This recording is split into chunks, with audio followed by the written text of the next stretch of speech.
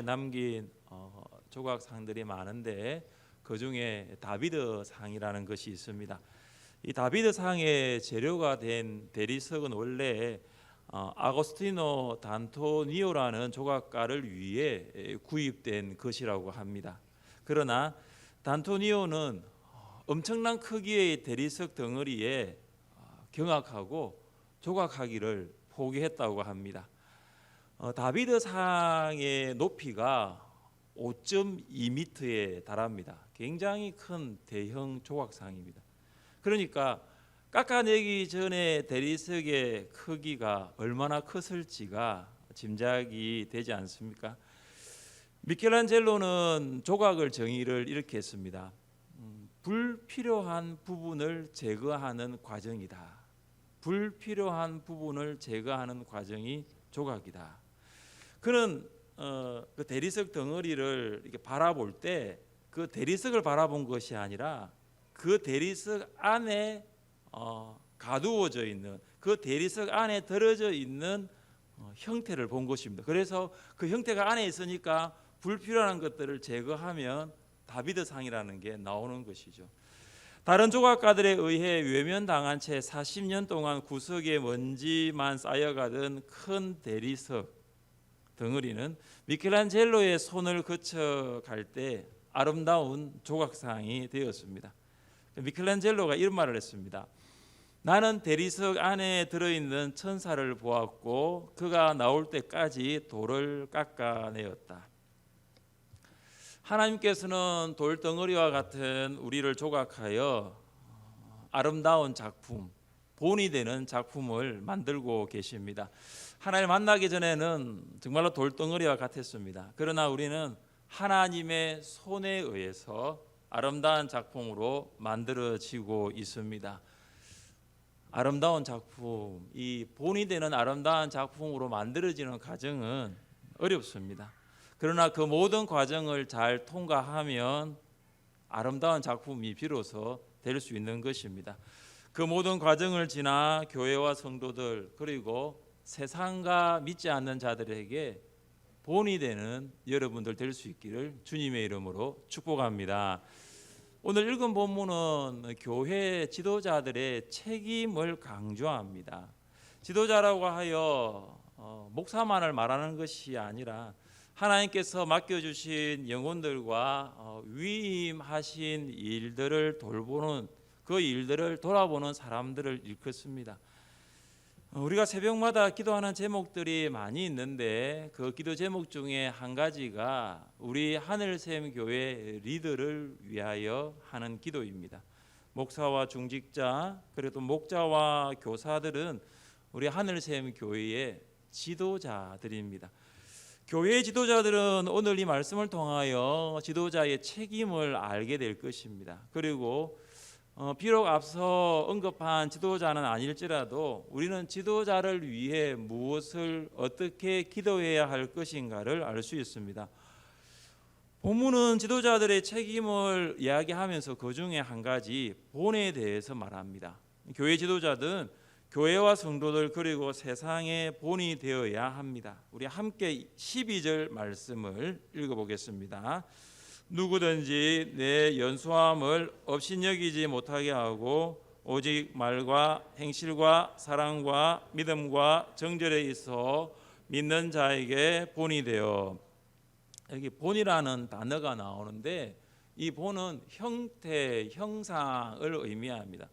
또 본이라는 이 단어는 어떤 동사에서 나왔느냐 하면 상처를 내다라는 동사에서 나왔습니다. 그러니까 상처를 내지 않으면 형태, 형상으로 만들어지지 않는다라는 것입니다.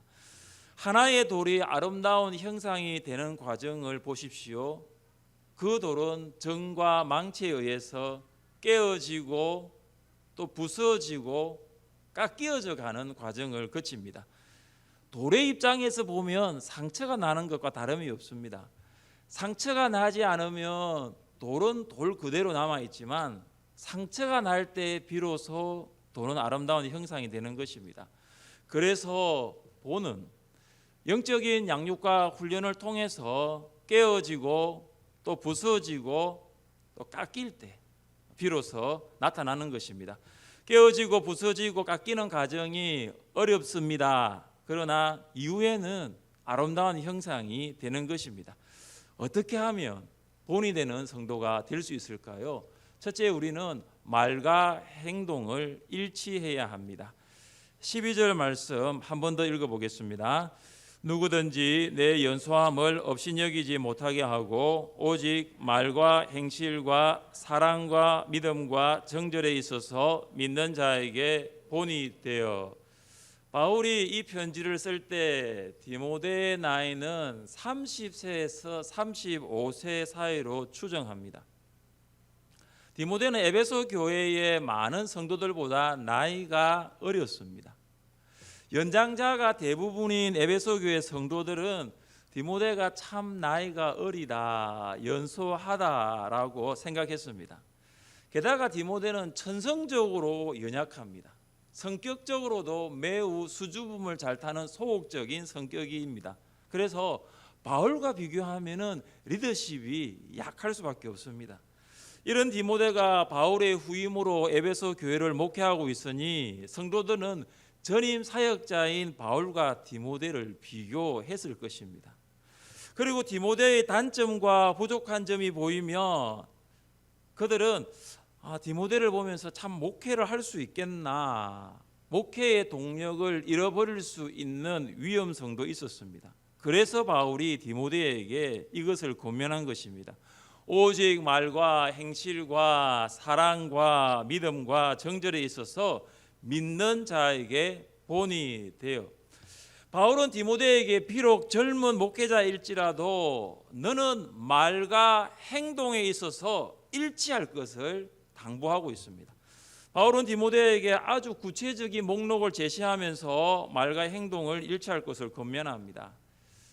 말은 의사소통을 원활하게도 하지만 때로는 막히게 할 때도 있습니다. 말은 인간관계를 잘 형성할 때도 있지만 무자비하게 그 관계를 파괴할 때도 있습니다. 그래서 야고보 선생은 말의 중요성을 이렇게 언급했습니다. 우리 같이 한번 읽어보겠습니다. 혀는 곧 불이요 불의의 세계라. 혀는 우리 지체 중에서 온몸을 더럽히고 삶의 수레바퀴를 불사르나니 그 사르는 것이 지옥불에서 나느니라.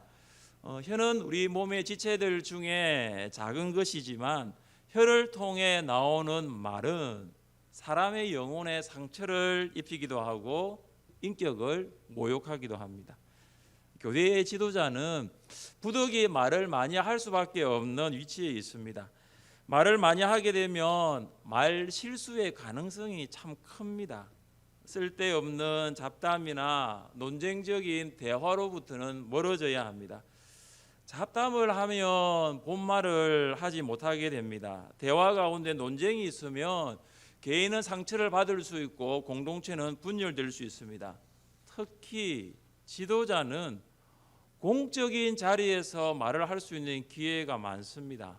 그럴 때마다 입술에 파수꾼을 세워주셔서 학자의 혀로 말을 할 수 있도록 기도해야 할 것입니다.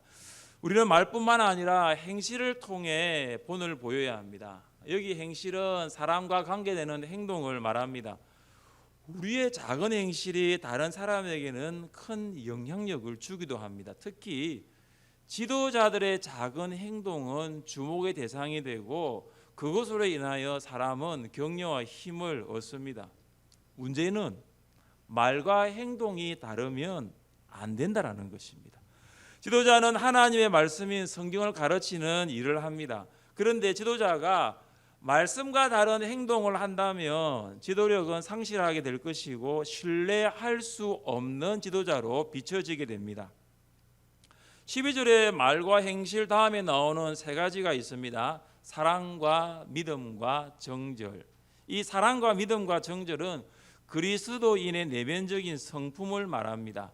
결국 사랑과 믿음과 정절은 사람과 관계되는 생활입니다. 그래서 본은 말과 행동이 일치하는 것입니다. 연소한 디모데가 연장자들이 많은 에베소 교회의 성도들에게 본이 될 수 있는 것은 말이 아닌 행동으로 말을 증명하는 것입니다. 말이 아닌 삶으로 살아내는 것입니다. 그러면 연장자들인 성도들은 디모데를 없인 여길 수 없는 것입니다. 둘째, 우리는 본이 되는 성도가 되기 위해서 성경을 끊임없이 읽어야 합니다. 끊임없이 성경을 읽을 때 본이 되는 성도가 될 수 있습니다. 우리 13절 말씀을 함께 읽겠습니다. 내가 이럴 때까지 읽는 것과 권하는 것과 가르치는 것에 전념하라. 바울은 디모데와 에베소 교회 성도들을 방문하기를 원했습니다. 바울은 에베소에 도착할 때까지 디모데가 목회자로서 사명을 감당하기를 희망했습니다. 바울이 원한 것은 디모데가 읽고 권하고 가르치는 것이었습니다. 무엇을 읽고 권하고 가르치는 것일까요? 읽는 것을 영어 성경에 보면 Public Reading of Scripture 이렇게 나와 있습니다. 그러니까 성경을 공식적으로 낭독하라는 것입니다. 이 성경을 낭독하는 것은 구약 시대 때부터 있었습니다.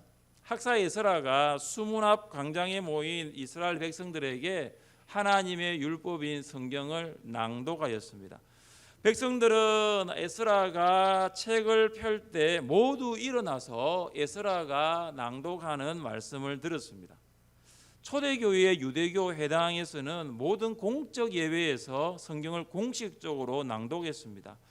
예수님께서 나사렛에 있는 회당에 들어가셔서 이사야 61장의 말씀을 읽으셨습니다. 또한 바울도 성도들에게 성경을 읽을 것을 강조한 적이 있습니다.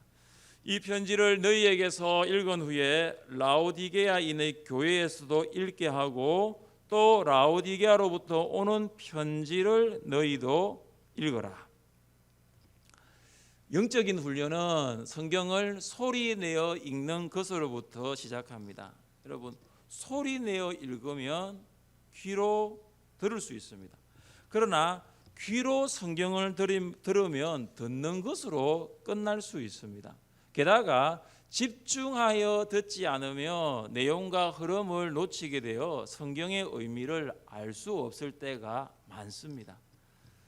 노안이 와서 혹은 시력이 좋지 않아 성경을 읽는 것이 어렵다고 호소하시는 성도님들이 계십니다. 그래서 어떤 성도님들은 성경 앱을 통하여 성경을 듣습니다. 물론 앱을 통해 성경을 듣는 것도 읽지 않는 것보다는 낫겠지만 앱으로 성경을 들을 때 정말로 집중하지 아니하면 그 말씀의 의미를 따라가는 것이 결코 쉽지가 않습니다. 그래서 성경은 듣는 것보다 읽는 것이 훨씬 더 그 의미를 잘 알 수 있는 것입니다. 성지 순례 이후 작지만 아름다운 열매가 한 가지가 있어 감사합니다. 그것은 성경 통독반이 만들어졌다는 것입니다. 성지 순례는 성경 속으로 성경 안으로 들어가서 마치 성경 안을 걸었던 8박 9일의 시간이었습니다. 그래서 한국에 돌아가고 교회에 돌아가면 이제 성경을 좀 읽자 이런 이야기들이 좀 있었습니다. 그래서 성경 통독반이 만들어졌습니다. 화요 성경 통독반, 금요 성경 통독반, 너무 기니까 줄여서 화통, 화요 성경 통독반, 금통, 금요 성경 통독반. 매주 하루에 2시간씩 정해진 시간과 장소에 모여서 성경을 읽는 거예요. 누가 성경을 해석하는 것도 아니에요. 그냥 성경을 같이 읽는 거예요. 이번 주부터 시작했는데 마태복음 16장까지 읽었다고 들었습니다. 성지 순례 갔다 오신 분들이 시작은 했지만 누구든지 성경을 읽기를 원하시는 성도님들은 대환영입니다. 우리는 성경을 읽은 후 성경을 권할 수 있고 성경을 읽은 후 성경을 가르칠 수 있는 것입니다. 권하는 것은 권면으로 번역될 수 있는데 이는 설교하는 것입니다. 가르치는 것은 훈련으로 번역될 수 있는데 이것은 교리를 훈련시키는 것입니다. 디모데는 영적 훈련을 위하여 성경을 낭독하고 성경으로 설교하고 성경의 교리를 가르쳐야 합니다. 이것을 할 때 본을 보이는 지도자가 될 수 있습니다.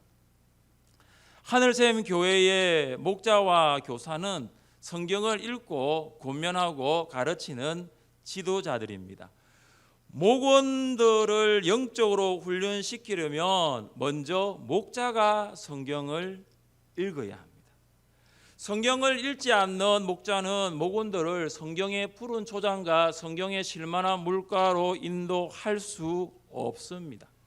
성경을 읽지 않는 교사는 어린 영혼들에게 하늘의 만나를 먹이고 하늘의 생수를 마시게 할 수 없습니다. 그래서 성경을 읽지 않는 영적인 지도자들은 지도자로서의 자격은 없습니다. 다른 지도자는 몰라도 새마을 운동 저런 지도자들은 몰라도 다른 지도자는 몰라도 영적인 지도자는 매일 규칙적으로 성경을 읽어야 합니다. 우리 옆에 계신 분에게 한번 물어보세요. 자, 물어보세요. 오늘 성경 몇 장 읽었습니까? 물어보세요. 네. 또 한 번 더 물어보세요. 지금까지 성경은 몇 도 가셨습니까? 물어보세요.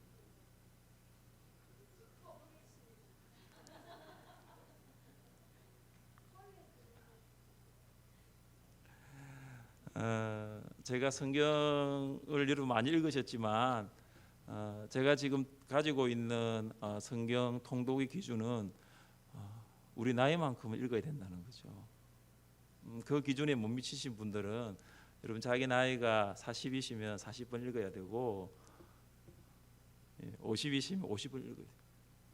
기본 1년에 1동은 하는 것입니다. 그래서 여러분 본이 되는 성도가 되기를 원하십니까? 말이 아니에요. 지도자는 성경을 읽는 지도자가 될 때 성도들에게 본이 되는 지도자가 될 수 있는 것입니다. 셋째, 우리는 직무에 전심전력해야 합니다. 바울은 디모데에게 에베소 교회의 힘든 사역을 수행하는 데 있어서 하나님이 주신 영적 은사가 있음을 깨우쳐 주었습니다. 바울은 영적인 은사가 구체적으로 무엇인가에 대해서는 밝히고 있지 않지만 그 은사를 사용하라고, 그 은사를 땅에 묻어두지는 말라고 당부했습니다. 디모데는 바울의 2차 전도 여행 중에 루스드라에서 안수를 받았다라고 사람들은 말을 합니다. 바울과 더베와 루스드라의 장로들이 참석하여 디모데를 안수한 것입니다. 디모데는 안수를 통해서 목사로 세워지고 말씀의 선포자와 교사로 섬기도록 목회의 직무를 부여받았습니다. 그래서 디모데는 부여받은 목회의 직무를 가볍게 여겨서는 안 된다는 것입니다. 연장자 성도들이 그가 연소하다고 업신 여기더라도 디모데는 그 목회의 직무에 전심전력해야 하는 것입니다. 우리 함께 15절 말씀을 읽어보겠습니다. 이 모든 일에 전심전력하여 너희의 성숙함을 모든 사람에게 나타나게 하라. 여기 모든 일은 디모데가 목회자로서 수행해 나가야 할 일을 가리킵니다. 참 많죠. 목회자로서 수행할 일.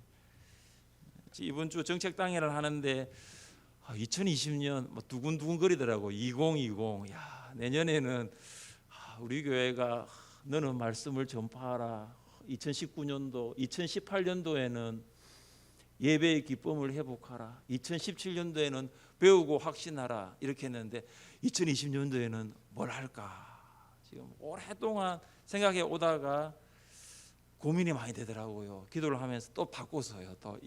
지금 우리 교회가 가야 할 방향은 이게 아니겠다 싶어서 또 바꿔버렸습니다. 그래서 참 정책당회를 통해서 장로님들과 함께 내년에 또 해야 할 일들을 준비하려고 합니다. 이 모든 일은 디모데가 목회자로서 해야 할 일들을 가리킵니다. 전심전력은 그 일에 온전히 집중하는 거예요. 그리고 그 일을 가장 우선순위에 두는 거죠. 디모데는 목회라는 일을 집중을 해야 하고 그 목회라는 그것을 가장 우선순위로 두어야 합니다. 목회자들은 목회적인 환경이 과거보다 거칠고 척박하다고 말씀들 하십니다. 더 이상 전도는 안 된다고 이야기하고 교회의 성장은 이미 끝났다라고 말합니다. 그래서 목회자들 스스로도 사역이 점점 더 움츠러들고 있습니다. 주일학교도 비슷합니다. 주일학교 환경도 과거보다는 정말 좋지 않습니다. 그래서 주일학교가 없는 교회는 점점 늘어가고 있습니다. 우리가 계속해서 이런 환경적인 것들로부터 목회와 주일학교의 원인을 찾는 것이 아니라 조금 더 근본적인 면에서 원인을 찾아볼 필요가 있습니다. 근본적인 원인이 오늘 15절에 있습니다. 우리가 전심전력하지 않는다는 것이 근본적인 원인이에요. 우리에게 주어진 일에 관심을 쏟고 우리가 주어진 일에 열정을 가지고 하지 않는 것이 근본적인 원인이라는 것이죠. 사랑하는 목자 여러분, 여러분의 목장에는 올해 새 목원들이 들어왔습니까? 사랑하는 교사 여러분, 여러분의 반에는 올해 새 친구들이 들어왔습니까? 왜 목장에는 1년 전 똑같은 사람, 5년 전 똑같은 목원들만 그대로 있습니까? 왜 주일학교에는 새 친구들이 없습니까? 주변의 환경이 아니라 우리에게 그 원인이 있다라는 걸 생각하고 한번 찾아봅시다. 나에게 주어진 목장, 나에게 주어진 반에 정말로 관심과 열정을 가지고 전심전력하여서 목장 사역과 주일학교 반 사역에 우선순위를 두고 하고 있는지를 돌아보는 것입니다. 여기 계신 여러분 모두에게는 하나님께서 주신 직무가 있을 것입니다. 그 직무는 제각기 다를 것입니다.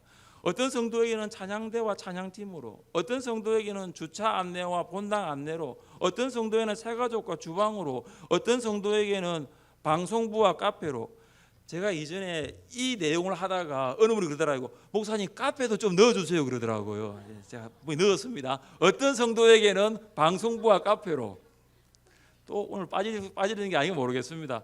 어떤 성도에게는 재정부로, 일단 느낌 다 넣었는데 목자 교사 앞에서 언급했고요. 각각의 직무가 있을 것입니다. 그러나 우리 모두가 가져야 할 질문은 동일합니다. 나는 이 일에 전심전력하고 있는가? 2019년도 달력 이제 한 장입니다. 한 장. 이제 한 달 남짓 남았습니다.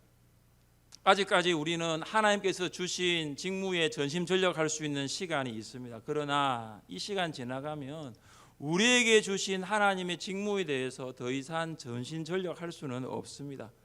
전심전력하십시오.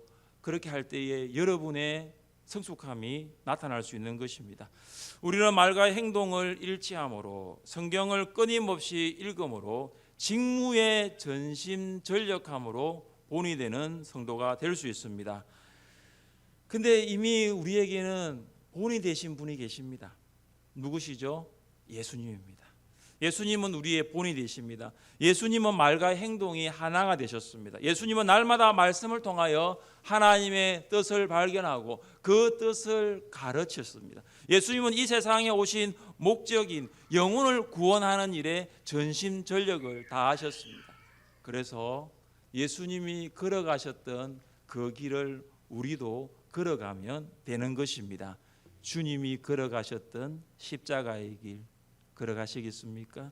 예수님께서 사셨던 섬김의 삶 여러분도 사시겠습니까? 하나님께서 오늘 우리에게 주시는 말씀은 본이 되는 성도가 되라는 것입니다. 여기 계신 우리 모두가 말과 행동을 일치함으로, 그리고 성경을 끊임없이 읽고 가르치고 권면함으로, 나아가 우리에게 주신 직무에 최선을 다하여 전심전력함으로 본이 되는 여러분 될 수 있기를 주님의 이름으로 축복합니다. 우리